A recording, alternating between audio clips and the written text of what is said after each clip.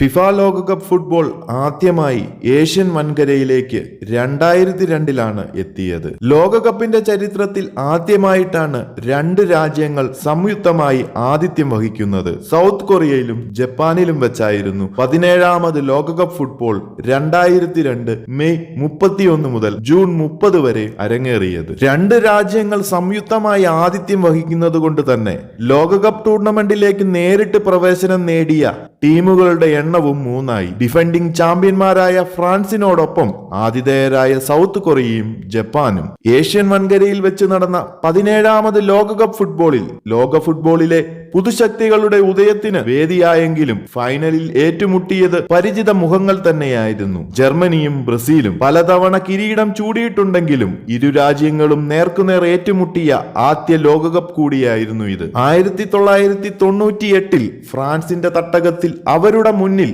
അടിയറവ് വെച്ചിട്ട് പോന്ന ലോകകപ്പ് കിരീടം ഏകപക്ഷീയമായ 2 ഗോളുകൾക്ക് ജർമ്മനിയെ തകർത്ത് തങ്ങളുടെ 5ാം ലോകകപ്പ് കിരീടവും ചൂടിയാണ് കാനറികൾ അന്ന് ഏഷ്യൻ വൻകര വിടുന്നത്. നവാഗതരായ സെനഗൽ മറുപടിയില്ലാത്ത 1 ഗോളിന് മുൻ ചാമ്പ്യന്മാരായ ഫ്രാൻസിന്റെ കഥ കഴിച്ചാണ് ഏഷ്യയിലെ ആദ്യ ലോകകപ്പ് മാമാങ്കത്തിന് തുടക്കം കുറിച്ചത്. പിന്നെ അങ്ങോട്ട് മുൻ ജേതാക്കളുടെ ദയനീയ പതനമായിരുന്നു. 4 മത്സരങ്ങളിൽ ഒരൊറ്റ ഗോൾ പോലും അടിക്കാതെ ഫ്രാൻസ് 1ാം റൗണ്ടിൽ തന്നെ പുറത്താകുകയും ചെയ്തു. അതുപോലെ തന്നെ വമ്പന്മാർ പലരും ആദ്യഘട്ടത്തിൽ തന്നെ നിലം പതിക്കുന്ന കാഴ്ചകളാണ് പിന്നീട് അങ്ങോട്ട് ഏഷ്യൻ മണ്ണിൽ കാണാൻ സാധിച്ചത്.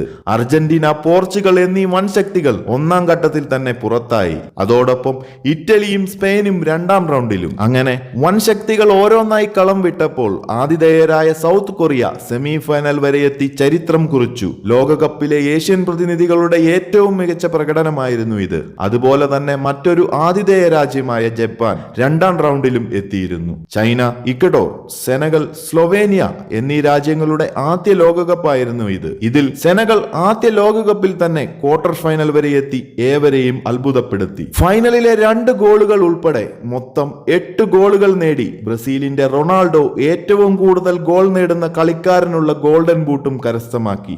ഫൈനലിൽ ഒഴികെ മറ്റെല്ലാ കളികളിലും ഒരൊറ്റ ഗോൾ പോലും വഴങ്ങാതെ ജർമ്മനിയുടെ വല കാത്ത ഒലിവർ കാൻ മികച്ച കളിക്കാരനുള്ള ഗോൾഡൻ ബോൾ കരസ്ഥമാക്കി. ഏഷ്യൻ വൻകരയിലെ ആദ്യ ലോകകപ്പിൽ കൊറിയ, ജപ്പാൻ വേദികളിൽ 64 കളികളിലായി 161 ഗോളുകളാണ് പിറന്നത്. ഏഷ്യയിൽ വെച്ച് നടക്കാൻ പോകുന്ന 2ാമത്തെ ലോകകപ്പ് ഫുട്ബോൾ, അതായത് ലോകകപ്പ് ഫുട്ബോളിന്റെ 22ാം പതിപ്പ് ഖത്തറിൽ നവംബറിൽ അരങ്ങേറുമ്പോൾ ആരൊക്കെ വാഴും ആരൊക്കെ വീഴും എന്നതൊക്കെ കാത്തിരുന്ന് കാണാം. ലോകകപ്പ് ഫുട്ബോളിന്റെ പുതിയ വിശേഷങ്ങളുമായി മറ്റൊരു വീഡിയോയിൽ കാണാം.